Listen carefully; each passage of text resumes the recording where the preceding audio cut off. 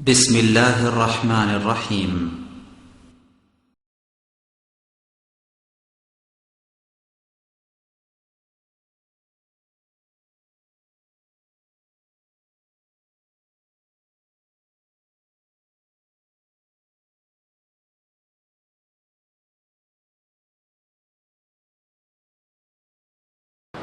إن الحمد لله نحمده ونستعينه من يهده الله فلا مضل له ومن يضلل فلا هادي له وأشهد أن لا إله إلا الله وحده لا شريك له وأشهد أن محمدا عبده ورسوله أما بعد فإن خير الحديث كتاب الله وخير الهدى هدى محمد صلى الله عليه وسلم وشر الأمور محدثتها وكل محدثة بدعة وكل بدعة ضلالة وكل ضلالة في النار أعوذ بالله من الشيطان الرجيم ويخرون للأذقان يبكون ويزيدهم خشوعا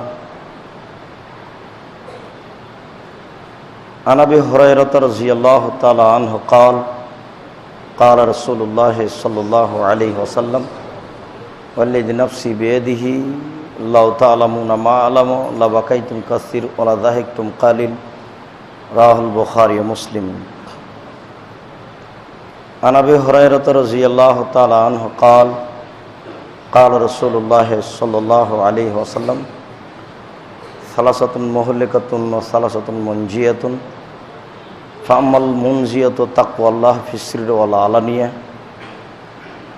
والقول الحق في الرضا والسخط والاقتصاد في الفقر والغنى وأما المهلكات هوى متبع وشح مطاع وإعجاب المرء بنفسه وهي أشدهن رواه البيهقي بسند صحيح। সম্মানিত মসজিদের মুসল্লি, প্রশংসা আল্লাহর জন্য, শান্তি অবতীর্ণ হোক আল্লাহর রাসূলের উপর সাল্লাল্লাহু আলাইহি ওয়াসাল্লাম।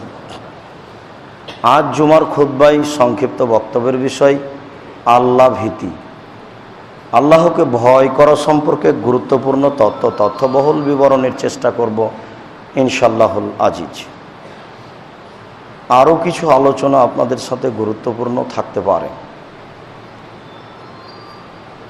এ ব্যাপারে আল্লাহ তাআলা বলেন ওয়ায়াখিরুনা লিল আযকান ইয়াবকুনা ওয়া ইয়াজিদুহুম খুশুয়া। পৃথিবীতে এমন কত মানুষ আছে যারা আল্লাহর ভয়ে ভীতু হয়ে কেঁদে মাটিতে লুটিয়ে পড়ে এবং তাদের কান্নার শব্দ তাদের ভীতিকে আরও বেশি করে দেয়। অত্র আয়াতে আল্লাহ তাআলা বলেন পৃথিবীতে চিরদিনই এক শ্রেণীর মানুষ ছিল, আছে, থাকবে যারা আল্লাহর ভয়ে কাঁদে, দিনে হোক রাতে হোক আল্লাহর ভয়ে কাঁদে এবং কাঁদতে কাঁদতে মাটিতে লুটিয়ে পড়ে এবং তাদের কান্নার শব্দ তাদের ভীতিকে আরও বেশি করে দেয়।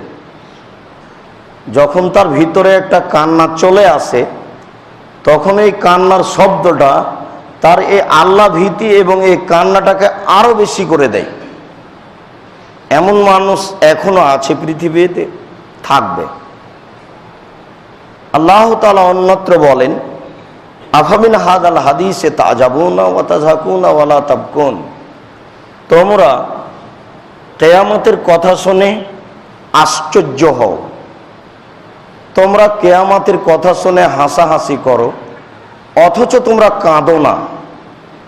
অত্র আয়াতে আল্লাহ তাআলা বলেন কিয়ামত একটা মানুষের কাছে হাস্যকর ব্যাপার। কিয়ামত কবে হবে, সেদিন মানুষের হিসাব নিকাশ হবে, এটা একটা মানুষের কাছে অবাস্তব ব্যাপার। যেহেতু মানুষ কিয়ামতের মূল্যায়ন করে না, এর একটা হাসির ব্যাপার মনে করে, কাজেই তারা কান্নাকাটি করে না। যদি মানুষ জানতো কিয়ামত কি জিনিস, মানুষ যদি জানতো কবর কি জিনিস, মানুষ যদি জানতো জাহান্নাম কি জিনিস, তাহলে সত্যি মানুষ কাঁদতো। কিন্তু মানুষই জানে না কিয়ামত কাকে বলে। তাই মানুষ কিয়ামতের কথা শুনে হাসাহাসি করে, আশ্চর্য হয়। অথচ মানুষেরই জানা এবং বোঝা প্রয়োজন ছিল। জাহান্নাম জান্নাত মানুষের জন্য, পশু প্রাণীর জন্য নয়। জাহান্নামে পশু প্রাণী যাবে না, মানুষই যাবে। এ ব্যাপারে আবু হুরায়রা রাদিয়াল্লাহু তাআলা আনহু বলেন, রাসূল সাল্লাল্লাহু আলাইহি ওয়াসাল্লাম বলেছেন, ওয়াল্লাযী নাফসি বিয়াদিহি, সেই সত্তার কসম যার হাতে আমার আত্মা রয়েছে। আমাদের নবী বলতেন, সেই সত্তার কসম যার হাতে আমার আত্মা রয়েছে, আল্লাহর কসম, আল্লাহর কসম। আমাদের নবী বলতেন, আল্লাহর কসম, লাউ তা'লামুনা মা আলামু লা বাকাইতুম কাসীর ওয়া লা যাহিকতুম কালিল। আমি যেমন আল্লাহকে জানি, তোমরা যদি জানতে, আমি যেমন আল্লাহকে বুঝি, তোমরা যদি বুঝতে, আমি যেমন আল্লাহকে চিনি, তোমরা যদি চিনতে, তাহলে বেশি বেশি কাঁদতে, কম কম হাসতে। আমাদের তো কান্নার কোনো পরিবেশ দেখি না। আমরা তো মসজিদে এখন উপস্থিত আপনার 50, 60, 70 বছরের মানুষ আছি। আমরা যদি তাকে জিজ্ঞাসা করি যে আপনার জীবনে এরকম একেবারে কান্নায় ভেঙে পড়ে, কান্নায় লুটে পড়ার পরিবেশ কয়দিন এসেছে, তাহলে হয়তো তিনি বলবেন যে এমন তো পরিবেশ কোনোদিন আসেনি। তার মানে তিনি আল্লাহকে চিনতে পারেননি।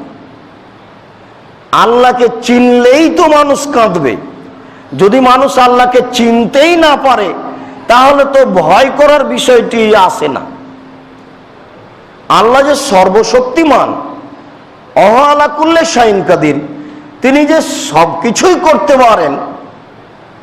ফেরাউনের মতো মানুষকে ধ্বংস করতে পারেন। মানুষের হিসাবের তালিকায় ফেরাউনের নেতৃত্ব ছিল 400 বছর। মানুষ মোটামুটি যা হিসাব দেয়, তাতে ফেরাউনের বয়স 1700 বছর বা 700 বছর। সেটা যাই হোক, ফেরাউন পৃথিবীতে দীর্ঘজীবী একজন মানুষ। আর ফেরাউনের ব্যাপারে আল্লাহ তাআলার যা মন্তব্য, তা কঠিন ও ব্যতিক্রম।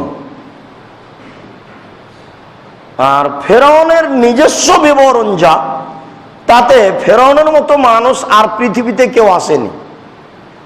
ফেরাউনের নিজস্ব বিবরণে বোঝা যায় যে ফেরাউন একদা মুসা আলাইহিস সালামকে বলেছিল, মা আলিমতু লাকুম ইলাহান গায়রি, আমি ছাড়া তোমাদের আর কেউ মাবুদ আছে এ কথা আমি জানি না। ফেরাউন একদা মুসা আলাইহিস সালামকে বলেছিল, লাইনিত্তাখাযতা ইলাহান গায়রি লাজালান্নাকা মিনাল মাসজুনিন, মুসা তুমি যদি আমাকে ছেড়ে দিয়ে অন্য কাউকে মাবুদ হিসেবে গ্রহণ করো, আর তাহলে আমি তোমাকে জেলখানায় বন্দি করে দেব। ফেরাউনই বলেছিল, আনা রব্বুকুমুল আলা, আমি তোমাদের সবার চেয়ে বড় আল্লাহ, বড় প্রতিপালক। আমার চেয়ে বড় প্রতিপালক পৃথিবীতে কেউ নেই। এগুলো ফেরাউনের দাবি। অনেকেই অন্যায় করেছে, এরকম সীমা লঙ্ঘনমূলক কথা বলেছে, তবে ফেরাউনের মতো বলেনি। ফেরাউনের ব্যাপারে আল্লাহ তাআলার পক্ষ থেকে একটা বক্তব্য আছে, যা অন্য কোনো মানুষের ব্যাপারে পৃথিবীতে নেই। ফেরাউনকে লক্ষ্য করে আল্লাহ তাআলা বলেছেন, আল ইয়াওমা নুনাজ্জিকা লিতাকুনা লিমান খালফাকা আয়া, আল ইয়াওমা নুনাজ্জিকা বিবাদানিকা লিতাকুনা লিমান খালফাকা মিনাল আয়া। ফেরাউন, আজ থেকে তোমার শরীরটাকে চিরতরে রেখে দিলাম। তোমার শরীর, কীট পতঙ্গ, কোনো বস্তু, জড় বস্তু, কোনো কিছু তোমাকে ভক্ষণ করবে না। কিয়ামত পর্যন্ত তোমার শরীর এভাবেই থেকে যাবে, মানুষ তোমাকে দেখে উপদেশ গ্রহণ করবে। ফেরাউন এত শক্তিশালী হওয়ার পরেও দুনিয়া থেকে চলে গেছে। সে আল্লাহকে চিনেনি, বুঝতে পারেনি। মানুষ আল্লাহকে চিনতে চায় না, চিনার প্রয়োজনও মনে করে না, যেহেতু তার রুজি এমনিতেই হচ্ছে, এবং রুজি বাড়তে আছে, রুজি কমে না। আর রুজি চিরদিন বাড়তেই থাকবে, কমবে না। মানুষ বেশি হতে হতে যদি মানুষের গায়ে চড়ে থাকে, তবুও টাকা বেশি হবে, টাকা বেশি হবেই। 20 বছর পূর্বে আপনাদের এই এলাকাতে যত টাকা ছিল, এখন তার চেয়ে অনেক অনেক অনেক বেশি। আর 20 বছর পরে আরো কত বেশি হবে তা এখন আপনি হিসাব টানতে পারবেন না, মানে বহু দূরে চলে যাবে। টাকা যত বেশি হবে, মানুষ তত সীমা লঙ্ঘন করবে, তত মানুষ আল্লাহকে চিনবে না। তাই আল্লাহ রাসূল বলছেন যে আল্লাহর কসম, আমি যেমন আল্লাহকে চিনি, তোমরা যদি আল্লাহকে চিনতে তাহলে বেশি বেশি কাঁদতে, কম কম হাসতে। রাত দিন আমাদের হাসির পরিবেশ আসছে, দিন রাত আমরা হাসি তামাশা নিয়ে সময় কাটাই, আল পরিবার ছেলে মেয়ে অনেক কিছু নিয়ে আমরা হাসিতে দিন কাটাই, কান্নার পরিবেশ আসে না। আবু হুরায়রা রাদিয়াল্লাহু তাআলা আনহু বলেন, রাসূল সাল্লাল্লাহু আলাইহি ওয়াসাল্লাম বলেছেন,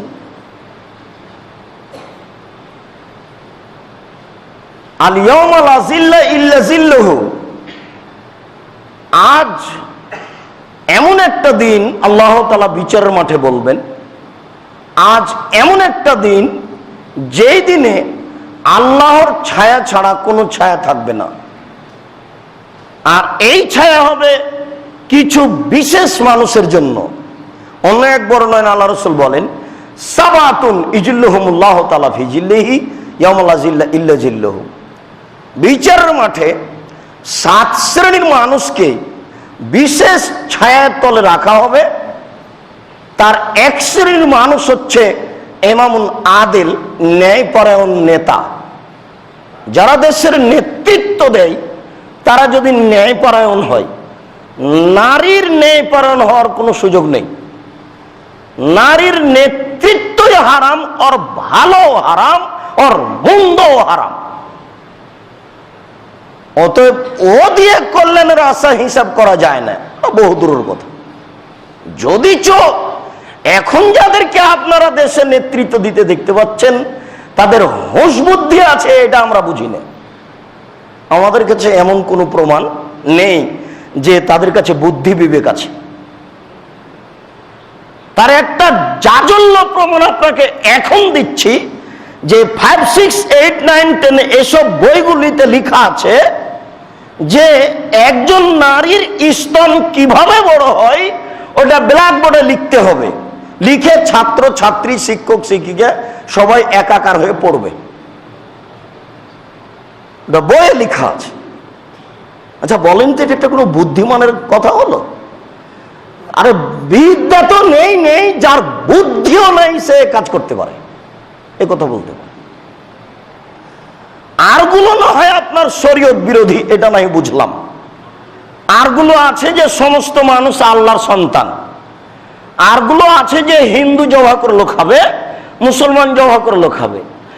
এগুলো না হয় আপনার শরীয়তের উপরে সরাসরি আঘাত করেছে, তার মানে আপনাকে জবাহ করে দিয়েছে। আপনি মুসলমানের বাচ্চা, যে যারা করেছে তারা মুসলিম অমুসলিম এটা আমি বলছি না, কিন্তু আপনি তো মুসলিম।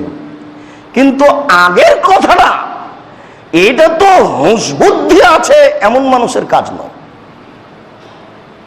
ন্যায়পরায়ণ নেতার বিষয়টি একেবারেই ভিন্ন। আবু যার গেফারি বলেছিলেন, আল্লাহ রাসূল আমাকে আমার এলাকার একটু নেতা করে দেন না। তো আল্লাহ রাসূল বলছেন যে আবু যার, তুমি যে পারবে না, নেতৃত্ব খুব কঠিন জিনিস। কোন মানুষকে যদি 2 জনের নেতা করা হয় তাহলে তাকে ছুরিবিহীন জবে করা হলো। কাউকে যদি 2 জনের নেতা করা হয় তাহলে তাকে ছুরিবিহীন জবে করা হলো। ছুরিবিহীন জবে করা মানে নেতৃত্ব হক ভাবে দিলে ইহকাল টিকবে না, আর না হক ভাবে দিলে পরকাল টিকবে না, দুটাই বিপদ। নেতৃত্ব উমারের চলে না, এটা তো বহু দূরের কথা। 7 শ্রেণীর মানুষ বিচারের মাঠে বিশেষ ছায়াতলে থাকবে। তার এক শ্রেণীর মানুষ হচ্ছে ন্যায়পরায়ণ নেতা। এই ন্যায়পরায়ণ কথাটা বলা বুঝা বহু দূরের কথা। এরপরে এই পর্যন্তই বললাম, নারীর বিষয়টি এখানে নেই। একজন মেয়ে মানুষ যদি নারী নেত্রী হয় বাংলাদেশে, একজন মেয়ে মানুষ যদি মেম্বার হয়, একজন মেয়ে মানুষ যদি বাংলাদেশে মেম্বার হয়, তাহলে সারা দেশের উপরে গজব নাজিল হবে, সারা দেশের উপরে গজব নাজিল হবে, সারা দেশের উপরে গজব নাজিল হবে। বাংলাদেশের বিষয়টি তো ভাবাই যায় না। এর বড় জন, মেজজন, সেজজন, আরো জন সবাই নারী। কাজে এখানে আপনি ন্যায়পরায়ণ আর কল্যাণের আশা, এটা হবে একটা বোকামি কথা।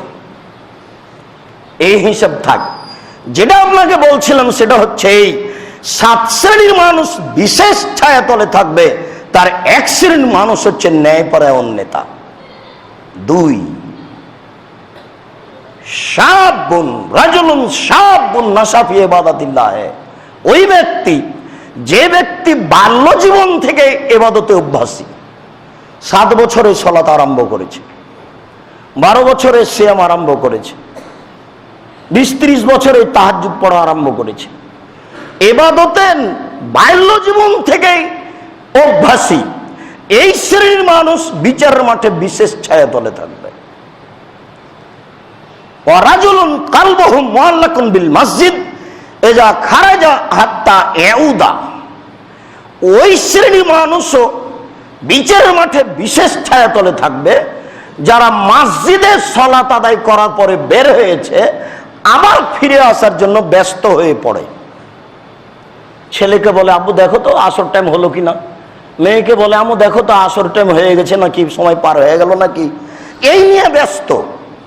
যারা মসজিদ থেকে বের হয়েছে ইবাদত করে, বাড়িতে গেছে, আবার মসজিদে আসার জন্য ব্যস্ত হয়ে পড়েছে, এই শ্রেণীর মানুষ বিচারের মাঠে বিশেষ ছায়াতলে থাকবে।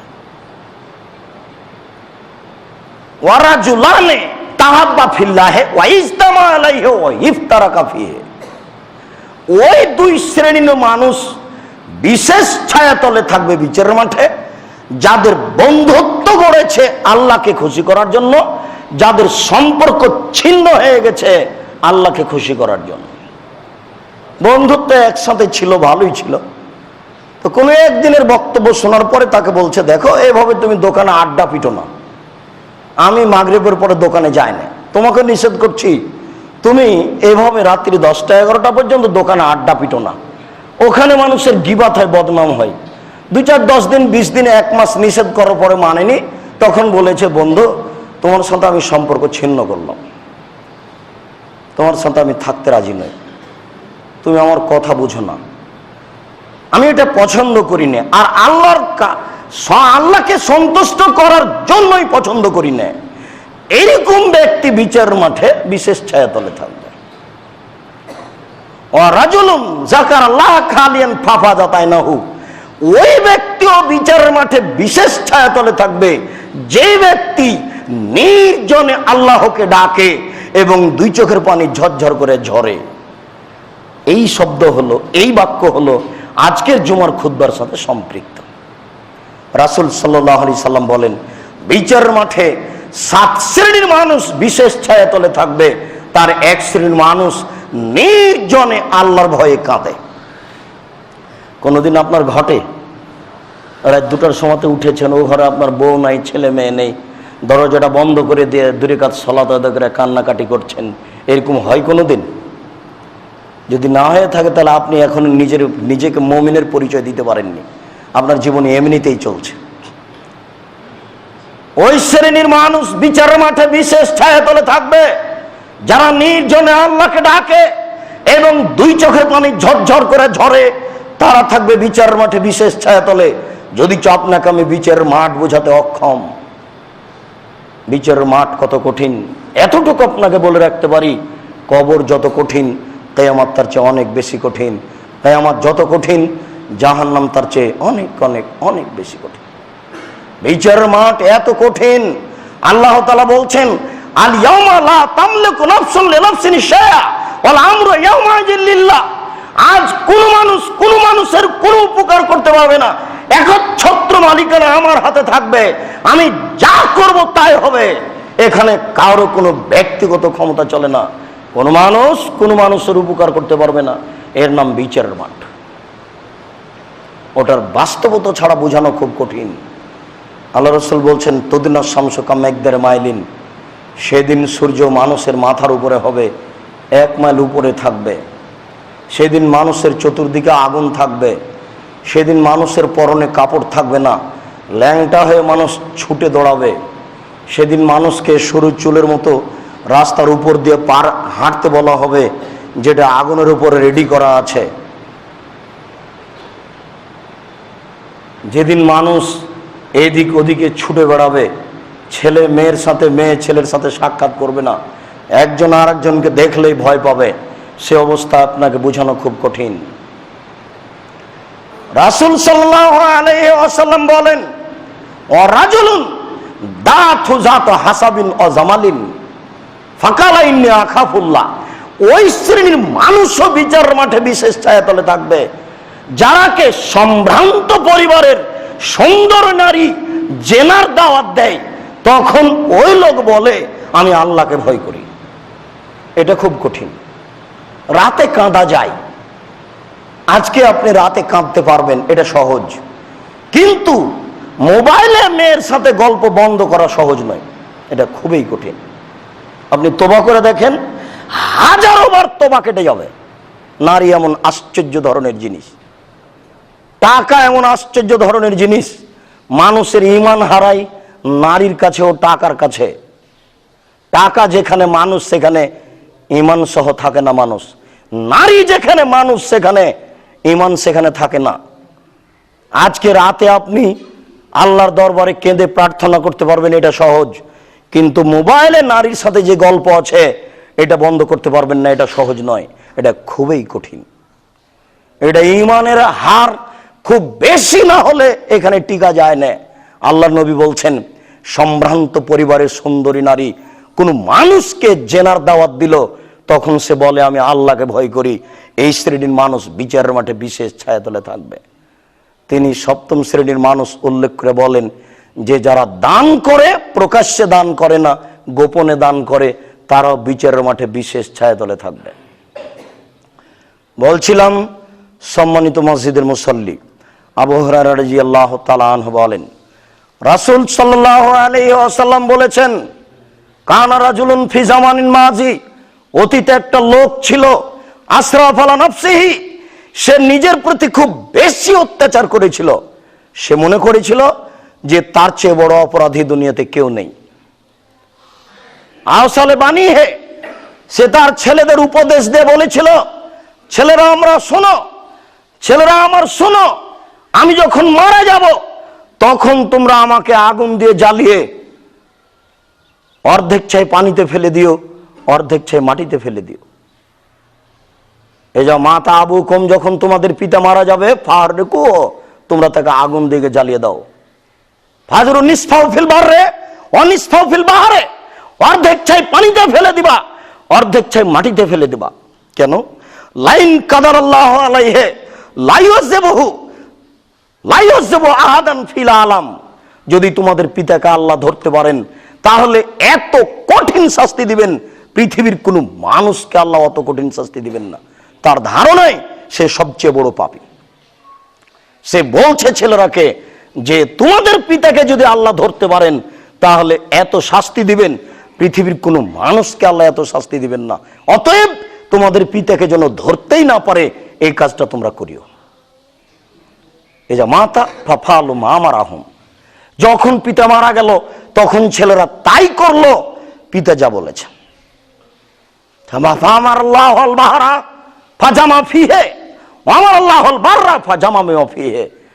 ছেলেরা তাই করলো। তখন আল্লাহ তাআলা সাগরকে বললেন, সাগর ছাইগুলি জমা করে দাও, মাটি ছাইগুলি জমা করে দাও। সাগর এবং মাটি ছাইগুলি জমা করে দিল। তখন আল্লাহ তাআলা তাকে আবার মানুষ তৈরি করে রেডি করে বললেন, লেমা ফালতা হাজা, তুমি এটা কেন করেছো? আল্লাহ তাআলা তাকে বললেন, তুমি এই আদেশ তোমার ছেলেদেরকে কেন দিয়েছিলে, এই কথাটা বলো। তখন লোকটা উত্তরে বলছে, মিন খাশিয়াতিকা, তোমার ভয়ে বলেছি। এটা আল্লাহর সামনে বলছে যে এটা তোমার ভয়ে বলেছি। ওয়ান্তা আলাম, এটা তুমি ভালো জানো আমি এটা মিথ্যা কথা বলছি কি সত্য কথা বলছি, এটা তুমি ভালো জানো। তুমি এটা খুব ভালোভাবেই জানো যে আমি একমাত্র তোমার ভয়েই এই আদেশ করেছি। আমি আর কারোর ভয়ে আদেশ করিনি। তখন আল্লাহ তাআলা বললেন, আচ্ছা ঠিক আছে, গাফারতু লাকা, তাহলে আমি তোমাকে মাফ করে দিলাম, যেহেতু তুমি আমার ভয়ে করেছো। মানুষ বুঝে না আল্লাহর ভয়। মানুষ যদি আল্লাহর ভয়ে কোনো অন্যায় ত্যাগ করত, তাহলে আল্লাহ তাকে সহজে মাফ করে দিতেন। কিন্তু মানুষ অন্যায় বুঝে না, আল্লাহর ভয়ও বুঝে না। প্রত্যেক দিন ভোর রাত্রে রাতের 3 ভাগের 2 ভাগ পার হয়ে গেলে আল্লাহ তাআলা সপ্তম আকাশ থেকে প্রথম আকাশে নেমে আসেন এবং আজান পর্যন্ত চিৎকার করে ডাকতে থাকেন, মায়াদুনি ফাস্তাজিবা লাহু, মায়াসআলুনি ফাউতিয়াহু, মায়াস্তাগফিরুনি ফাগফিরলাহু। কে আমার কাছে ক্ষমা ভিক্ষা চাই, আমি তাকে ক্ষমা করে দিব। কে আমাকে ডাকে, আমি তার ডাকে সাড়া দিব। কে আমার কাছে কিছু চাই, যে যা চায় আমি তাকে তাই দিয়ে দিব। আদম সন্তান বড় নিমুখ আরাম, ও তো টিভিটা বন্ধ করেছে রাত 2টায়, ও কি করে রাত 3টায় আল্লাহকে ডাকবে? প্রশ্ন আসে না? এ নিমুখ আরাম, এ আল্লাহর খাই এবং রাত 3টায় টিভি বন্ধ করে। ও ধর্মকর্ম কি বুঝে? ও আল্লাহর 5 পয়সা দাম দেয় না। অথচ আল্লাহর নবী বলছেন, যে আল্লাহ রাসূল বলেছেন যে রাতের 3 ভাগের 2 ভাগ পার হয়ে গেলে আল্লাহ সপ্তম আকাশ থেকে নিচে এসেন, নিচের আকাশে নেমে আসেন। নিচে আকাশে নেমে এসে হাত বাড়িয়ে দিয়ে চিৎকার করে বলতে থাকেন যে কে আমাকে ডাকে, আমি তার ডাকে সাড়া দিব। কে আমার কাছে কিছু চাই, যে যা চাই আমি তাকে তাই দিয়ে দিব। কে আমার কাছে ক্ষমা ভিক্ষা চাই, আমি তাকে ক্ষমা করে দিব। কিন্তু ডাকে কে? কে ডাকবে? পশু প্রাণী ডাকে, পাখি ডাকে। মানুষ ঘুমিয়ে থাকে।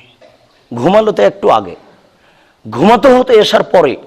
আল্লাহ রাসূল বলেছেন এশার পরে কথা বলা ঠিক নয়। আল্লাহ রাসূল এশার পরে কথা বলাকে ঘৃণা করতেন।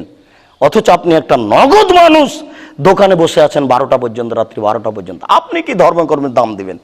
আল্লাহর কি আপনি দাম দিতে পারেন? আল্লাহকে আপনি চিনেন না, বুঝেন না, যে জন্য এভাবে ঘটছে। ভাবা দরকার। আবু হুরায়রা রাদিয়াল্লাহু তাআলা আনহু বলেন, রাসূল সাল্লাল্লাহু আলাইহি ওয়াসাল্লাম বলেছেন, 3 শ্রেণীর মানুষ, 3 জন মানুষ একটা গর্তে আটকা পড়েছিল। 3 জন মানুষ একটা গর্তে আটকা পড়ে 3 জনের একজন বলেছিল, আল্লাহ আমি আমার পিতামাতাকে ভালোবাসতাম, এর বিনিময়ে তুমি আমাদেরকে এই বিপদ থেকে বাঁচাও। আল্লাহ বললেন, আচ্ছা ঠিক আছে, তাই করলাম। 3 জনের দ্বিতীয় জন বলল, আল্লাহ আমার বোনের সাথে আমার একটা ভালো সম্পর্ক ছিল, আমি তার সাথে অন্যায় করতে চেয়েছিলাম, ও আমাকে বলেছিল এভাবে টাকা সংগ্রহ করতে পারলে আমি তোমার এই কথাতে সম্মতি জানাবো। আমি টাকা সংগ্রহ করে তার কাছে গেছিলাম। তারপরে সে বলল, দেখো তুমি আল্লাহকে ভয় করো। এই কথা বলার সাথে সাথে আমি তোমার ভয় এখান থেকে উঠে গেছিলাম। 3 জনের তৃতীয় জন বলল, আল্লাহ ইস্তাজারতু আজিরান, আমি একটা লোককে কাজের জন্য নিয়েছিলাম, সে অর্ধদিন কাজ করলো, তারপরে অসন্তুষ্ট হলো, সে চলে গেল। আমি তাকে পয়সা দিতে চেয়েছিলাম, সে নেয়নি। বহুদিন পরে এসে একদিন পয়সা চাইলো। আমি বললাম, খুজ হাজাকুল্লাহু, এই অর্থ সম্পদ গরু ছাগল যা আছে সব নিয়ে নাও। তো আমাকে বললো, আমাকে নিন্দা করবেন না, আমি একদিনের টাকা চাচ্ছি। তখন আমি বললাম, না দেখো, তোমার একদিনের টাকা দিয়ে আমি এগুলো সব করেছি, তুমি নিয়ে যাও। সব নিয়ে চলে গেল। এরপরে বলছে, আল্লাহুম্মা ইন কুনতা তাআলাম, হে আল্লাহ তুমি যদি এটা জেনে থাকো যে ফালতু হাজা, আমি এই কাজটা করেছি রাজা রাহমাতেকা খাসিয়াত আযাবেকা, তোমার রহমতের আশায় এবং তোমার শাস্তির ভয়ে, তোমার শাস্তির ভয়ে আজকে এই কাজটা করেছি, তাহলে তুমি আজকে বিপদ থেকে বাঁচিয়ে দাও। আপনি যদি আল্লাহর ভয়ে কোনো কাজ করে থাকেন, যে কোনো বিপদে আপনি আল্লাহকে ডাকলে আল্লাহ আপনার ডাকে সাড়া দিবে। কিন্তু আপনি আল্লাহর ভয়ে কোন কাজটা করেছেন এটা আপনার জীবনে মনে পড়ে কি? কোন কাজটা আপনি আল্লাহর ভয়ে করেছেন? কোন পাপটা আপনি আল্লাহর ভয়ে ছেড়ে দিয়েছেন? এরকম গোটা জীবনটাকে টেনে দেখেন যে আপনি এরকম পেশ করতে পারেন কিনা। দেখেন 3 জনের একজন বলছে যে আমি তোমার ভয়ে কাজটা করেছি, একদিনের পয়সা দিয়ে লক্ষ টাকা করেছি, সব টাকা তাকে দিয়ে দিয়েছি, তোমার রহমতের ভয়ে, তোমার শাস্তির ভয়ে, তোমার রহমতের আশায়, তোমার শাস্তির ভয়ে। তো আল্লাহ বলেন, আচ্ছা ঠিক আছে, তুমি এটা ঠিক বলছো, তোমাকে বিপদ থেকে আমি বাঁচিয়ে দিলাম। আল্লাহর ভয়ে যদি মানুষ কাজ করে তাহলে আল্লাহ তার কথা শুনবেন। কিন্তু মানুষ বুঝে না আল্লাহর ভয় কাকে বলে। আল্লাহ আমরা মানুষ, আমাদের যেটুকু বুঝতে ভুল আছে সেটুকু দূর করে দিয়ে তুমি আমাদের সম্মতি দান করো। তোমার ভয় করে আমরা পরকাল কিনতে চাই, তুমি আমাদের কবুল করো। আল্লাহুম্মা আমিন। আল্লাহুম্মা সাল্লি আলাইহি আল্লাহুম্মা বারিক আলাইহি।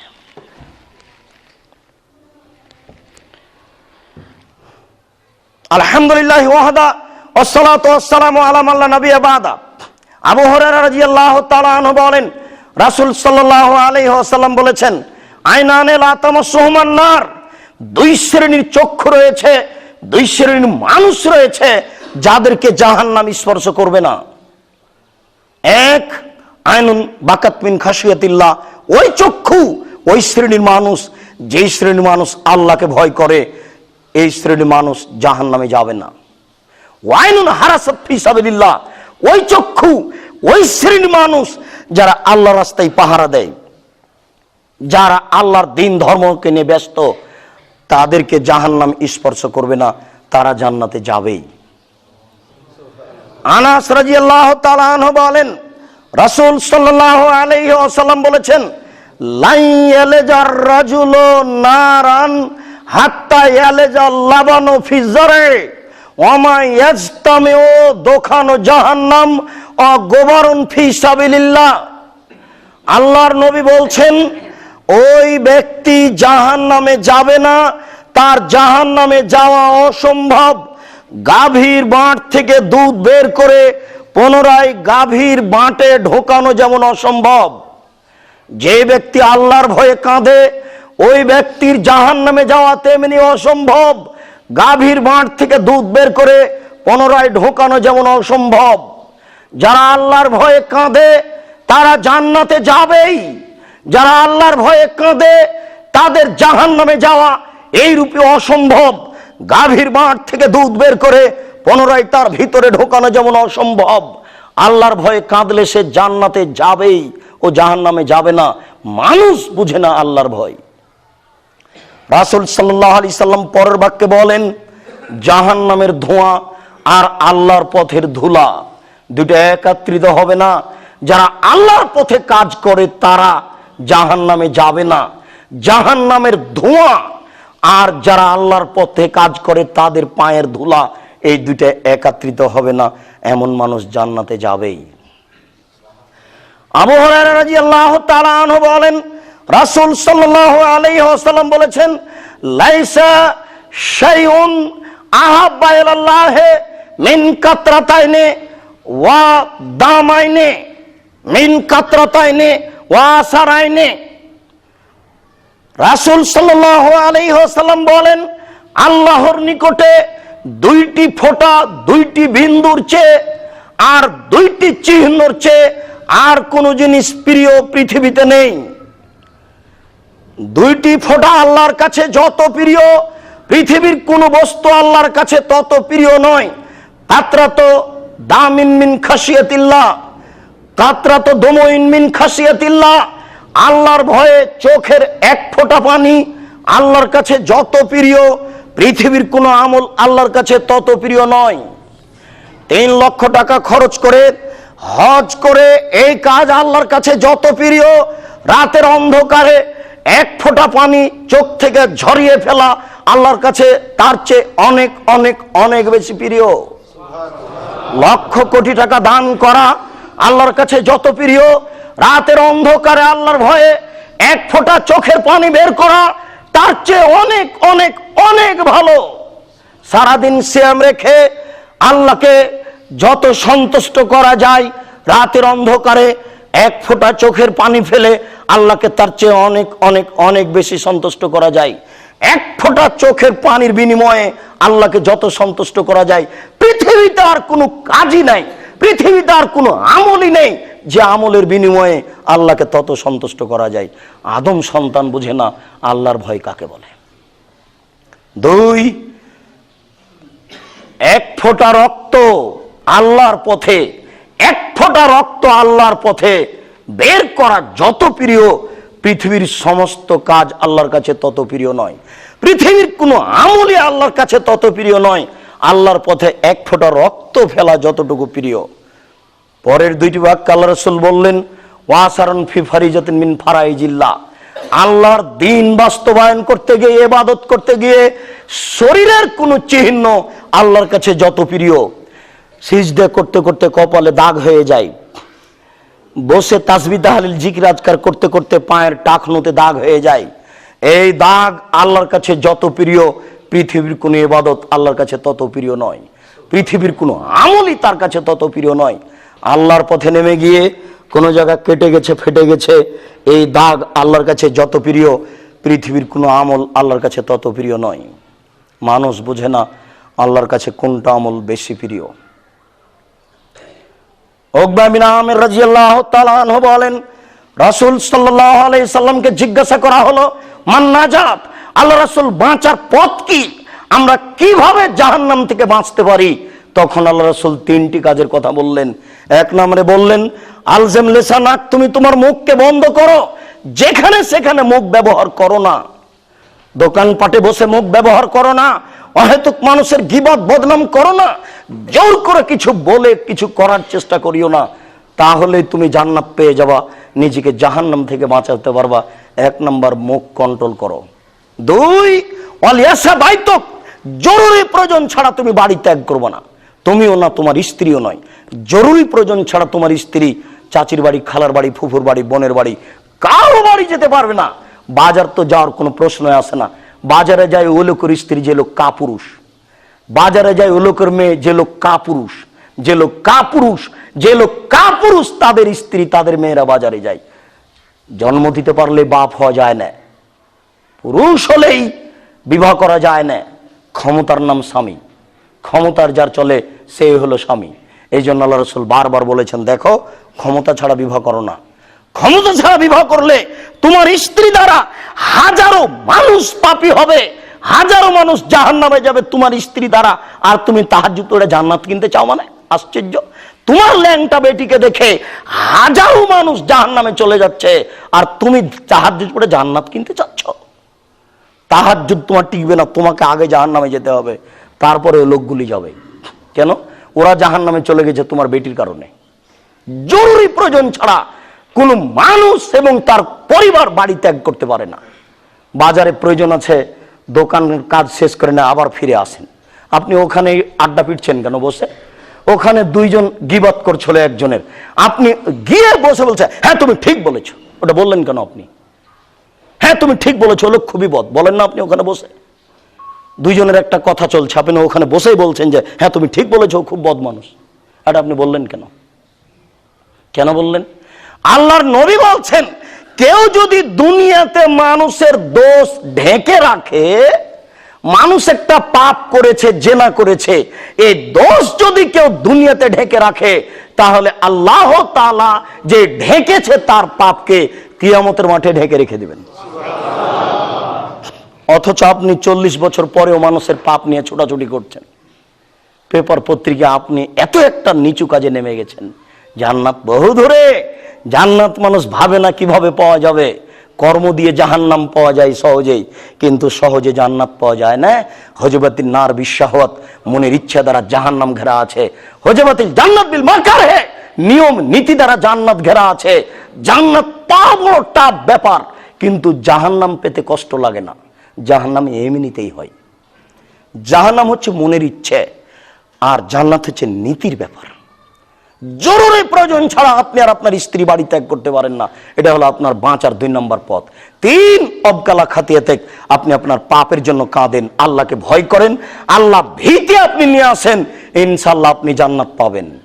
আবু হুরায়রা রাদিয়াল্লাহু তাআলা আনহু বলেন, রাসূল সাল্লাল্লাহু আলাইহি ওয়াসাল্লাম বললেন যে সালাসাতুন লা তামাসসুহুমুন নার, 3 শ্রেণীর মানুষ রয়েছে যাদেরকে জাহান্নাম স্পর্শ করবে না। 3 শ্রেণীর মানুষ রয়েছে যাদেরকে জাহান্নাম স্পর্শ করবে না। 3 শ্রেণীর মানুষ, ওরা জান্নাতে যাবেই। তার 1 শ্রেণীর মানুষ হচ্ছে বাকাত মিন খাশিয়াতিল্লাহ, ওই চক্ষু, ওই মানুষ যে মানুষ আল্লাহর ভয়ে কাঁদে। আপনি আজকে দেখুন, চেষ্টা করে খুতবার এই অংশ আপনাকে আমরা জরুরিভাবে অনুরোধ করতে চাই যে আপনার জীবনের কোনো একটা অংশ, কোনো একটা সময় আপনি বের করতে পারেন কিনা আল্লাহর ভয়ে কাঁদার জন্য। আল্লাহ তাআলা বলছেন, আদম সন্তান, তোমরা যদি আমার জন্য একটু সময় বের করো, তাহলে আমি তোমার হাতকে টাকা দিয়ে পূর্ণ করে দেব, আর তোমার দারিদ্রতা আমি বন্ধ করে দেব। আদম সন্তান, তুমি যদি এটুকু না করো, আমার জন্য যদি একটু সময় বের না করো, তাহলে তোমার হাতকে আমি ব্যস্ততা দিয়ে পূর্ণ করে দেব, তোমার দারিদ্রতা আমি বন্ধ করব না। কোটি টাকা হলে তোমার দারিদ্রতা বাড়তেই থাকবে। আর যখনই তোমাকে কেউ বলবে যে আব্দুর রাজ্জাক সাহেব আসছেন মসজিদে, চলে একটু যাই, তখন তুমি বলবে যে আমি ব্যস্ত। দেখেন, জিজ্ঞাসা করে দেখেন এদেরকে, মুসল্লিকে, প্রায় মুসল্লিকে আপনি বলে দেখানো, বলবে যে আমি ব্যস্ত। এই কথা আল্লাহ বলছেন। যে তুমি যদি এ কথা বলো তাহলে আমি তোমার হাতকে ব্যস্ততা দিয়ে পূর্ণ করে দেবো। দেও দেখি তুমি নেও কত তুমি ব্যস্ত হতে পারো। এই জন্য রাসূল সাল্লাল্লাহু আলাইহি ওয়াসাল্লাম বলছেন যে 3 শ্রেণীর মানুষ জান্নাতে যাবেই। তার 1 শ্রেণীর মানুষ হচ্ছে যারা আল্লাহর ভয়ে কাঁদে। 2 হারাসাত ফি সাবিলিল্লাহ, ওই শ্রেণীর মানুষ যারা আল্লাহর পথে সময় কাটায়, দিন ধর্ম জানে বুঝে চেষ্টা করে বাস্তবায়নের জন্য, এরা জান্নাতে যাবেই। 3 গাজাতান মাহারিমিল্লাহ, ওই চক্ষু, যেই চক্ষু বেগানা নারীকে দেখে নিচু হয়ে যায়, এবার তো আপনি বড় বিপদে। টিভি তো না দেখলে আপনি থাকতে পারেন না। তাহাজ্জুদ পড়ে বসে আছেন, মাথায় টুপি ঠিকই আছে, কিন্তু টিভিটা চালু করে বসে আছেন ল্যাংটা মেয়ের সামনে, এবার বুদ্ধি। আল্লাহ রাসূল বলছেন যে ওই শ্রেণীর মানুষ জান্নাতে যাবেই যারা বেগানা নারীকে দেখে নিচু হয়ে যায়, বেগানা নারীকে দেখে চক্ষু নিচু করে। টিভি তো দেখছি, ওখানে চক্ষু নিচু আছে, কি আছে ওখানে? দুইজনই তো মুখামুখি। যে মেয়েটা ল্যাংটা পতিতালয়ের মেয়ে, ও টিভিতে এসেছে, ও জানছে সারা পৃথিবীর লক্ষ কোটি পুরুষ আমার সামনে আছে, এটা ও জেনে দাঁড়িয়েছে টিভিতে। আর আপনিও জানছেন যে চালু করছি তাকে দেখার জন্য, গান কি আছে তাকে দেখব। আল্লাহ রাসূল বলছেন ওই মানুষ জান্নাতে যাবেই, ওই মানুষ জান্নাতে যাবেই, ওই মানুষ জান্নাতে যাবেই যে বেগানা নারীকে দেখে চক্ষু নিচু করে। কাজটা কত কঠিন। বাজার কিন্তু দখল করেছে আপনার মেয়ে, চক্ষু কিভাবে নিচু করে চলবো? ওটা কিন্তু হিন্দুর মেয়ে নয়। বাজারে যেটা হেঁটে হেঁটে বেড়াচ্ছে ওটা কিন্তু হিন্দুর মেয়ে নয়। বাজার দখল করেছে কিন্তু আপনার মেয়ে, আপনার স্ত্রী, ওটা ইহুদির মেয়ে নয়, ওটা খ্রিস্টানের মেয়ে নয়। জিজ্ঞাসা করেন দেখেন গিয়ে, ও বলবে যে আমার বাপ মুসলমান, আহমদ আমার বাপের নাম, তাহলে ও মুসলমানের বাচ্চা, ওটা আপনারই মেয়ে, ওটা হিন্দুর নয়, ওটা ইহুদির নয়, ওটা খ্রিস্টানের নয়, ওটা আপনার কাপুরুষতার ফাঁকে এটা হয়েছে। ও গেল কেন ওখানে? আমি আপনার মেয়ের কারণে রাস্তায় চলতে পারি না, আমি চক্ষু নিচু করবো কি করে? আল্লাহ রাসূল বলছেন ও জান্নাতে যাবেই যে বেগানা নারীকে দেখে চক্ষু নিচু করে। যুবক, ভাবির সাথে গল্প করে তাহাজ্জুদ পড়ে জান্নাত কিনতে পারো না, ভুল হিসাব। রাত দিন টিভিতে ল্যাংটা পতিতালয়ের মেয়েকে দেখে তুমি জান্নাত কিনতে পারো না, ভুল হিসাব। তুমি বুঝেছো ঠিক, কাজ করোনি, তোমাকে এই পথ থেকে ফিরে আসতেই হবে, জরুরি। মসজিদের মুসল্লি, আপনি দিনী ভাই, আপনাকে অনুরোধ করে বলতে চাই, আপনি বিশ্বাস করুন ভুল হচ্ছে, বিশ্বাস করুন আপনার ভুল হচ্ছে। দেখুন, বিশ্বাস করুন আপনার ভুল হচ্ছে। হাত থেকে ঢেল ছুটে গেলে যেমন ঢেল ধরা যায় না, শ্বাস বন্ধ হয়ে গেলে তেমন পাপকে ঠেকানো যায় না। হাত থেকে ঢেল ছুটে গেলে যেমন ঢেল ধরা যায় না, শ্বাস বন্ধ হয়ে গেলে তেমন পাপকে ঠেকানো যায় না। শ্বাস বন্ধ হয়ে গেলে আপনি পাপ ঠেকাতে পারবেন না। অতএব আজকে মসজিদ আপনি চূড়ান্ত সিদ্ধান্ত নিয়ে নেন, আমি জান্নাত কিনবই যে কোনো মূল্যে ইনশাআল্লাহ।